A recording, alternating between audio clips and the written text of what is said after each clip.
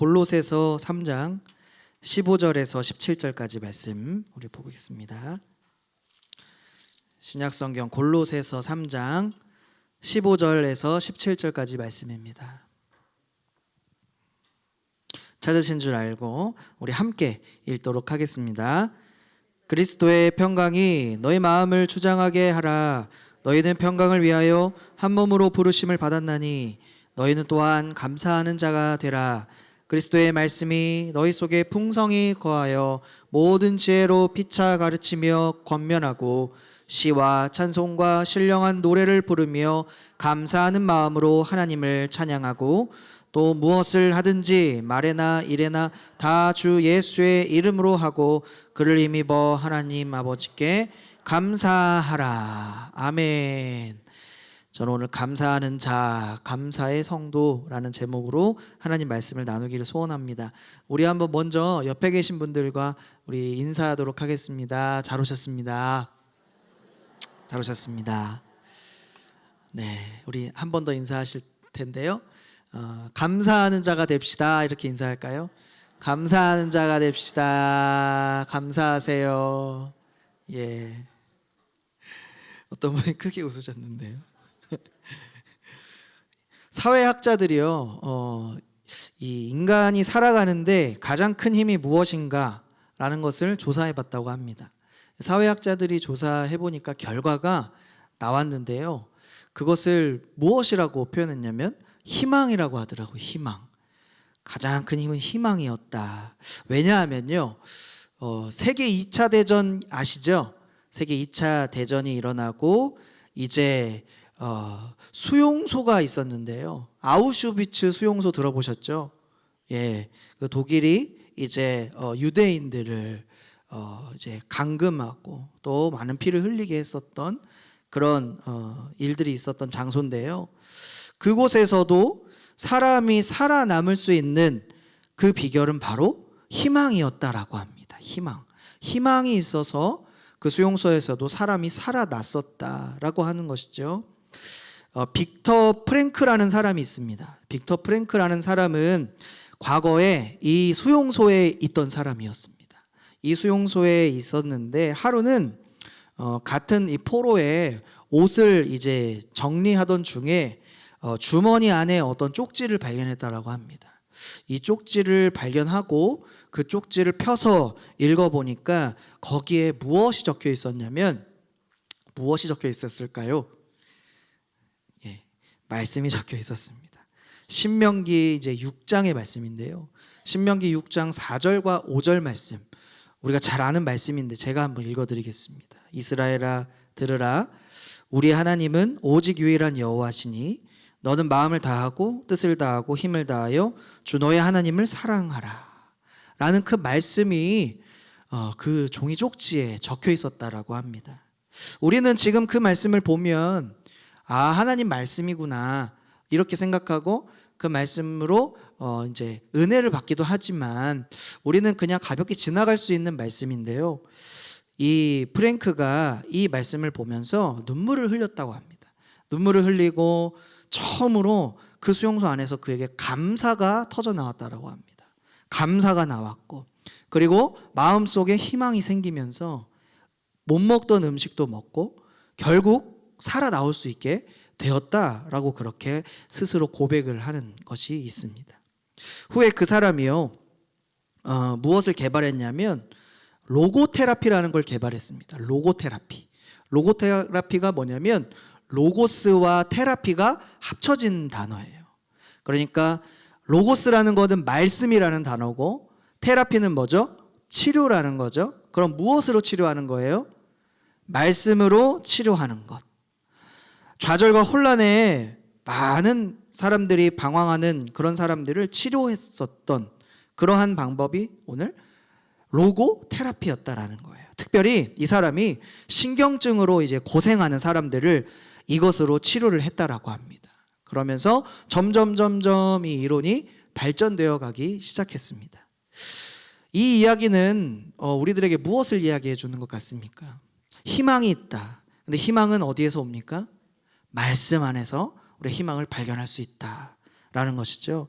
오늘 우리가 읽은 말씀 15절을 보니까 그리스도의 평강이 너희 마음을 주장하게 하라. 또 평강을 위하여 너희가 한 몸으로 부르심을 받았다. 너희는 또한 무엇하는 자가 되라?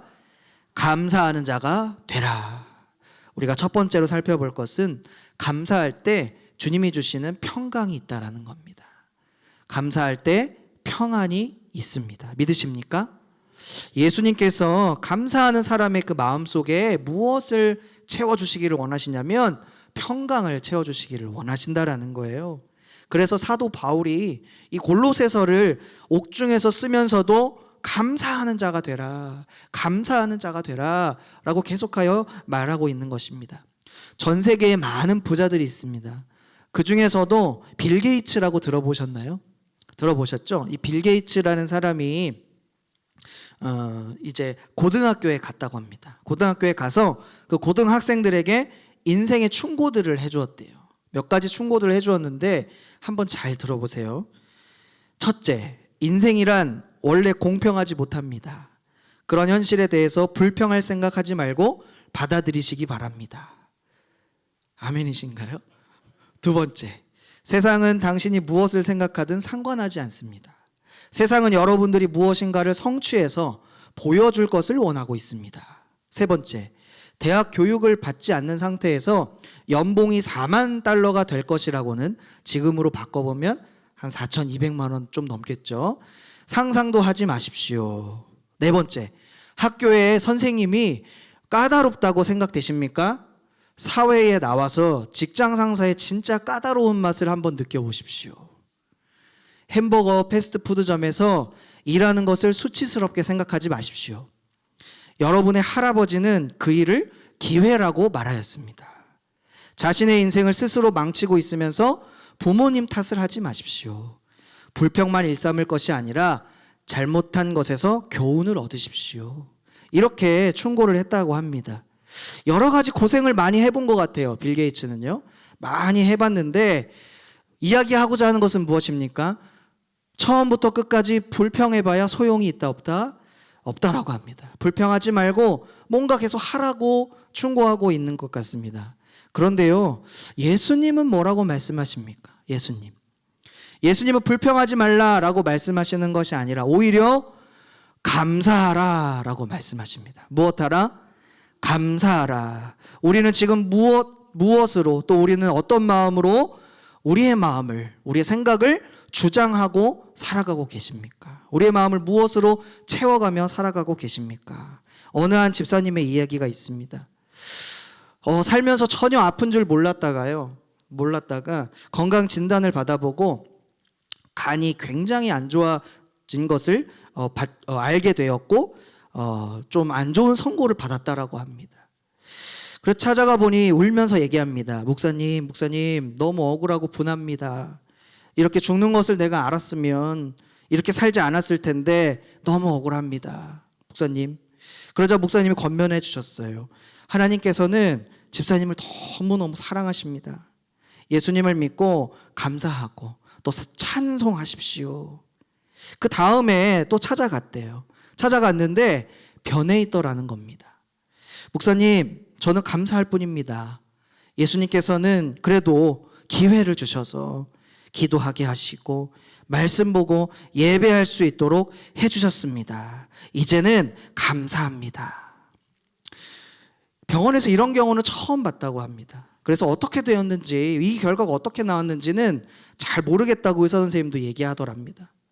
마치 이런 사건이요, TV나 영화에서나 보던 그러한 일들이었는데요, 집사님이 불평과 후회와 분노 속에 사로잡혀 있었더라면 정말로 삶이 어떻게 됐을지도 모르지만 감사와 찬송으로 이 삶을 바꿀 때 예수님께서 주시는 평안을 만나게 되었고 결국 소망으로 삶을 살 수 있게 되었다고 했습니다. 이 집사님이 누굴까요? 저희 아버지입니다.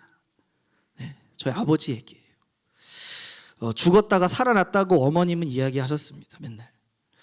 지금 그렇게 안수 집사님은 살아가고 계신데요, 감사는 이렇게 보면 무엇이냐면 능력이라고 생각합니다. 감사는 능력입니다. 감사의 능력을 주시는 예수님을 신뢰하고 감사하시는 저와 여러분, 우리 모두가 되기를 축복합니다. 우리가 두 번째 기억해야 될 것은 생활 속에서 구체적인 감사의 삶을 살아가기를 축복합니다. 우리 16절 말씀 우리 한 번 더 읽어보겠습니다. 그리스도의 말씀이 너희 속에 풍성히 거하여 모든 지혜로 피차 가르치며 권면하고 시와 찬미와 신령한 노래를 부르며 마음의 감사함으로 하나님을 찬양하고. 그리스도에 대한 말씀이 풍성할 때 무엇하게 되어진다라고 합니까? 감사하게 되어진다. 예수님의 말씀이 없을 때 감사가 없어진다라고 하는 거죠. 그리고 우리가 무엇을 감사해야 되는지, 왜 감사해야 되는지, 어떻게 감사해야 되는지 모르게 된다라는 것입니다. 작년에 한 해 동안에요, 우리나라의 자살하는 숫자를 조사를 해보니까 하루에 무려 40명꼴로 그렇게 목숨을 끊었다라고 합니다. 근데 놀라운 것은 그 중에 한 10명 정도는 60대 이상 노년층에 속하는 사람들이었다라고 합니다. 그래서 작년에 집계를 해보니까 무려 3,650명가량의 우리 할머니, 할아버지들이 스스로 생을 마감하셨다고 합니다. 할아버지, 할머니가 되시면 지혜로 가득 차고 또 삶을 그렇게 살아갈 수 있어야 되지 않습니까? 그렇게 생각할 수 있지 않습니까? 인생에 대하여, 삶에 대하여 우리 자녀들에게도 가르쳐 줄 수 있고 말해 줄 수 있는 그러한 귀한 분들이지 않습니까? 그런데도 작년에 통계를 보니까 수많은 우리 어르신들이 자살을 하였다는 겁니다. 이것을 보고 너무나도 마음이 아팠습니다. 너무나도 마음이 아렸습니다. 그렇습니다. 우리가 아무리 또 오래 살아간다고 하더라도 우리가 예수님 없이는 희망 없이 살아갈 수밖에 없지만, 말씀으로 오늘 살아가는 사람들에게 오늘 하루 속에서도, 오늘 이 작은 하루의 삶 속에서도 감사의 제목들을 발견하게 된다라는 것입니다. 예수님의 그 복된 말씀 속에 우리가 풍성하게 거할 때 감사의 제목들을 발견하고 찾을 수 있다라는 것이죠. 그리고 뿐만 아니라 주님께서는 감사하는 그 속에서, 감사의 생활 속에서 우리가 어떤 것을 감사해야 되는지를 발견하게 해주신다라고 하는 것입니다. 그 전에는 사람들 앞에서 정말 어떻게 말도 잘 못 꺼내고 또 앞에 이렇게 서지도 못하는 그런 사람들이 변하여서 예수님의 말씀을 전하고 또 이렇게 서게 되는 것이죠. 바로 어찌 보면 저의 모습 같습니다. 부끄러움도 많고 또 이 자리에 어떻게 서게 되었는지 정말 이해할 수 없는, 알 수 없는 그러한 저의 성격인데도 불구하고 하나님께서 이렇게 세워주셔서 하나님의 말씀을 전하게 하시는 그 세월들을 보니까, 섭리를 보니까, 역사하시는 것을 보니까 저도 감사할 수밖에 없는 것 같습니다. 그 전에는 불평도 보이고 불만도 보였던 그런 것들이 이제는 변하고 감사할 제목으로 오히려 보이게 되는 것이죠. 그래서 오늘 말씀처럼 그러한 삶으로 나아가면 오늘 시와 찬미와 신령한 노래로 하나님을 찬양하는 삶을 여러분들이 살게 될 것입니다. 이렇게 감사의 생활은요, 구체적인 실천이 있습니다. 또 주어진 우리의 시간을 감사하는 시간으로 바꾸어 사용하시기를 축복합니다. 어떻게 그렇게 할 수 있을까요? 우리 17절 말씀을 한번 볼까요? 또 무엇을 하든지 말에나 일에나 다 주 예수의 이름으로 하고 그를 힘입어 하나님 아버지께 감사하라. 미국에서는요, 이 웃음의 효과들을 새롭게 발견하고 있다고 합니다. 많이 웃으니까 혈압이 떨어지고 또 혈액순환을 개선시킨다고 합니다. 그리고 스트레스도 누그러뜨리는 그러한 효과가 있다고 해요. 그래서 미국의 스탠포드 대학교라고 들어보셨나요?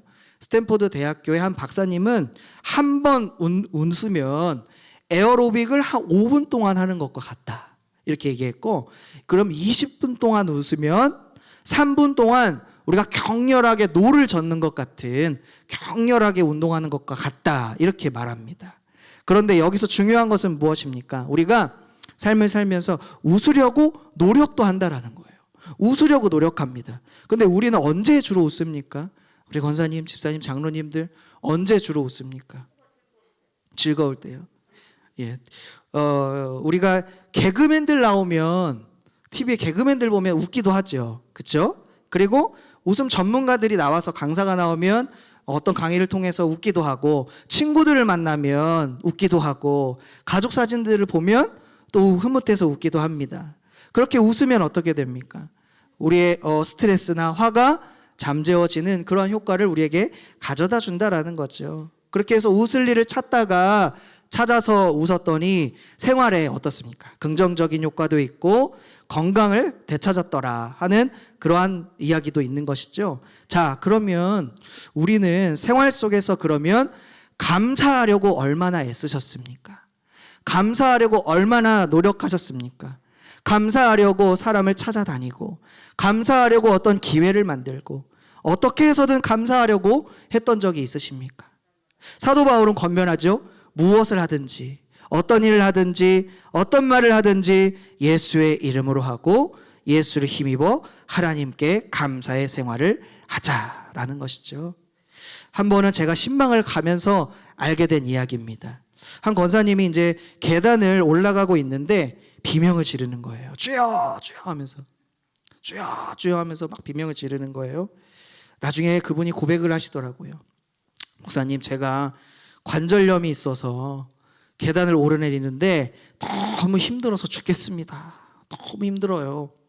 이렇게 얘기하시더라고요. 그래도 내가 예수님의 이름을 좀 부르면서 끝까지 한번 감사하는 마음으로 계단을 오르고 내렸습니다. 이렇게 얘기하시더라고요. 한편으로는 마음이 아프지만 한편으로는 예수님의 이름을 부르는 분이시구나, 이것을 또 깨닫게 됐습니다. 오늘 이런 상황은 아니더라도 우리 성도님들 하루 동안 예수님의 이름을 몇 번이나 부르시고 얼마나 찾으십니까? 또 얼마나 붙드십니까? 우리가 정말 예수님의 이름에 능력이 있음을 믿으십니까? 예수님의 이름에 능력이 있음을 믿으십니까?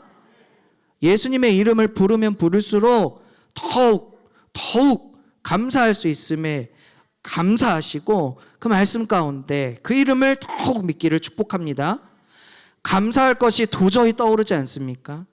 감사할 것이 도저히 생각나지 않습니까? 그렇다면 우리가 감사해야 될 것은 무엇입니까?